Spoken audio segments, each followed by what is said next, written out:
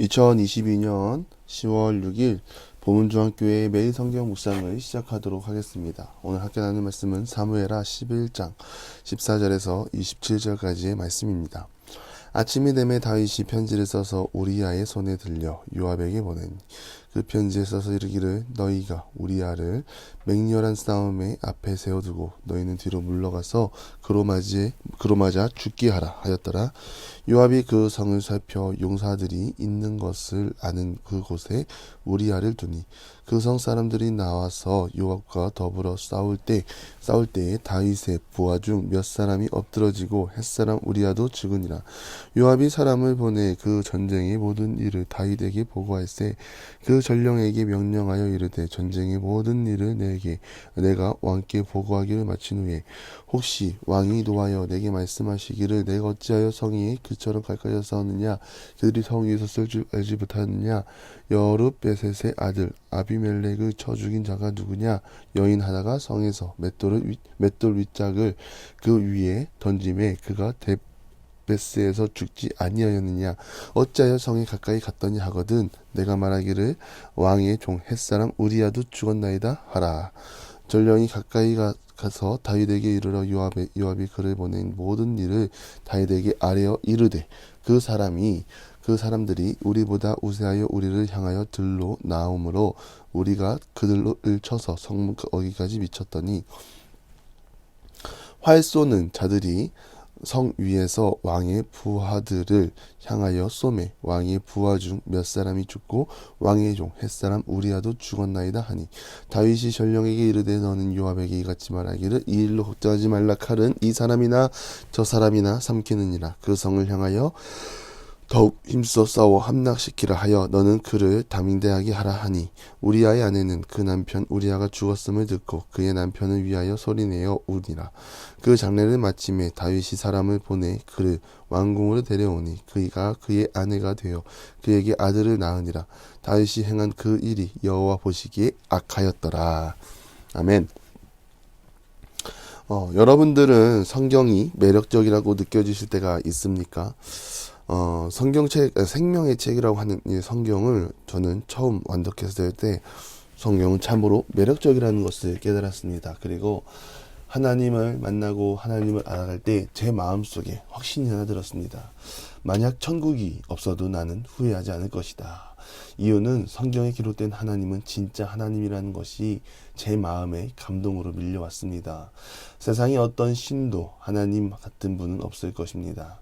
제국의 역사를 보면 자신들의 수치를 가리고 좋은 것만 기록하려고 하는 모습을 볼 수 있습니다. 그러나 성경은 오늘 기록과 같이 인간의 실수를 특히나 하나님께서 영원한 왕조를 세우겠다고 약속하신 다윗과 같은 자의 실수도 그대로 기록하십니다. 다윗을 통하여 예수 그리스도가 오십니다. 그럼 다윗에 대해서만큼은 실수 없는 모습, 깨끗한 모습으로 기록이 되면 얼마나 좋겠습니까? 그러나 하나님은 그렇게 하지 않으셨습니다. 인간이 가지고 있는 악의 끝을 정할 수 없지만 그와 비슷한 상황을 다윗은 보여줍니다. 한 여인을 얻기 위해 조사를 하고 그의 남편이 장수라는 것을 알고 그 남편을 일부러 죽게 만드는 다윗의 모습. 심지어 그 장군은 충성심도 대단했습니다. 다윗은 밧세바를 범하고 그의 생각에 전장에서 돌아온 우리야를 집에 돌려보내야겠다고 계획을 세웠습니다. 그러나 우리야는 집에 들어가지 않았습니다. 그의 말이 언약궤와 이스라엘과 유다가 야영 중에 있고 내가 내 주 요압과 내 왕의 부하들이 바깥들에 진치고 있고는 내가 어찌 집에 갑니까? 대단한 충성심입니다. 오히려 다윗이 부끄러운 상황입니다. 그러나 다윗은 멈출 수 없었죠.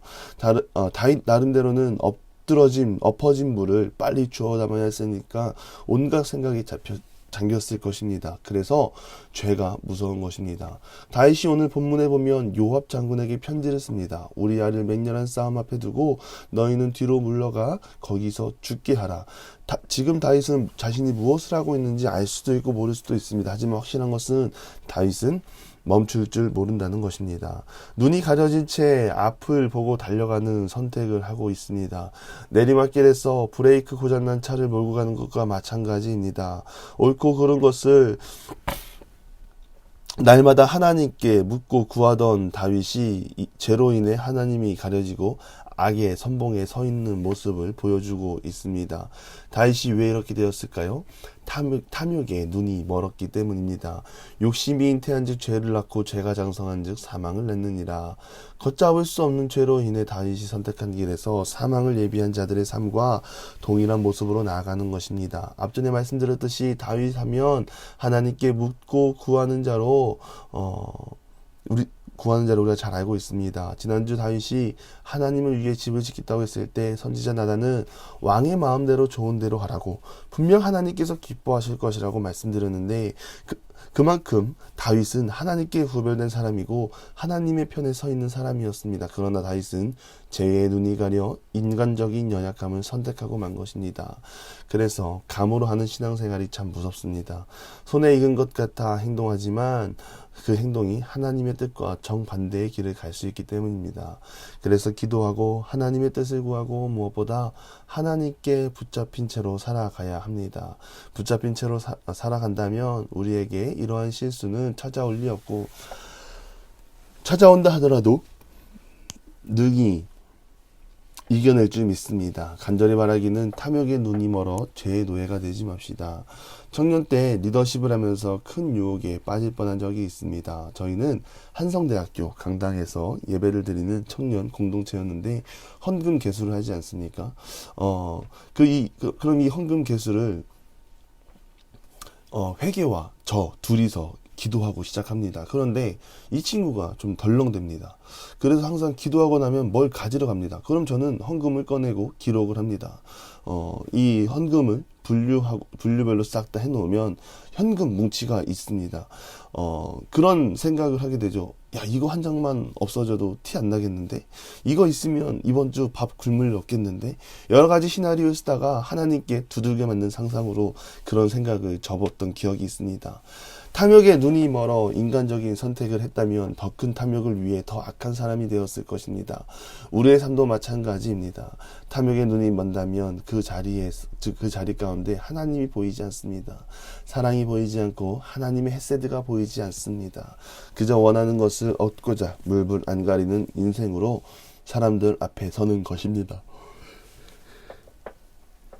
하나님 나라 선포하기 위해 사는 자들이 탐욕을 위해 물불 안 가린다면 그것 또한 하나님 영광을 가리는 것입니다. 무엇보다 우리가 하나님의 영광을 드러내기 위해 하나님께 구별되어 탐욕으로부터 돌아서고 하나님의 은혜에 속한 자가 되기 위해 힘쓰는 우리 모두가 되기를 바랍니다.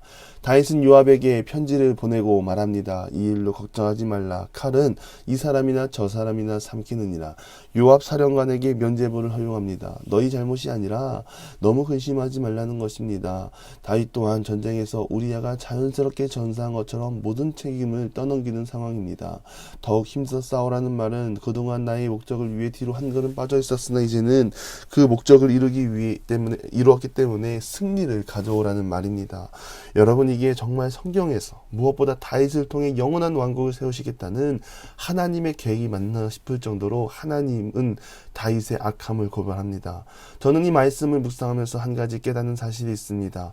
사람을 통해 하나님 나라를 세우는 것이 아니다. 사람은 연약할 뿐 하나님 나라는 하나님이 세워가십니다. 결국 다윗의 악함의 끝은 무엇입니까? 하나님이 일하셔서 다윗 왕조를 이어가게 하십니다. 하나님의 영원한 왕국을 세워가십니다. 그래서 우리는 한 가지 알아야 할 사실이 있습니다. 사람을 보고 하나님이 일하시는 것이 아니라 하나님의 전적인 은혜가 사람에게 임하고 은혜를 통하여 하나님 나라를 세워가는 것입니다. 그 모습이 바로 하나님 나라를 세워가는 것입니다. 그래서 우리는 하나님 앞에서 큰 힘과 노력보다 기도하며 하나님의 뜻을 구하며 나아가는 모든 기도의 용사들이 되기를 바랍니다. 기도하겠습니다. 탐욕의 눈이 멀어 하나님을 못 볼 때가 많이 있습니다. 하나님, 무엇보다 우리의 삶 속에서는 탐욕을 멀리하고 하나님을 가까이 하는 인생들이 되게 하시옵소서. 우리를 통해 하나님이 일하십니다. 그것을 알기에 하나님 앞으로 나아갑니다. 신실하신 주님만 바라보고 나아가게 하여 주시옵소서. 예수님의 이름으로 기도드리며 이제는 우리 구주 예수 그리스도의 은혜와 하나님의 극진하신 사랑하심과 성령의 감화감동 교통하심이 탐욕을 멀리하고 하나님을 가까이 하기를 소망하는 우리 사랑하는 보문중학교 모든 기도의 용사 위에 이제로부터 영원토록 함께 하시기를 간절히 축원하옵나이다. 아멘.